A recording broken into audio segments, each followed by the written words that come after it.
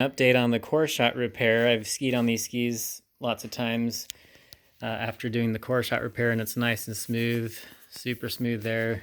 You can see where it was repaired, where I glued down that piece that had come up and used epoxy, and but it's looking great and it's holding up really well. It's you can, like I said, you can see where the damage was, but it's perfectly smooth and intact and working great. So just wanted to give you that quick update on the core shot repair. It's held up very well over time and over skiing on these skis multiple times, going up and downhill with my backcountry skis. So just wanted to give you that update. It's looking good.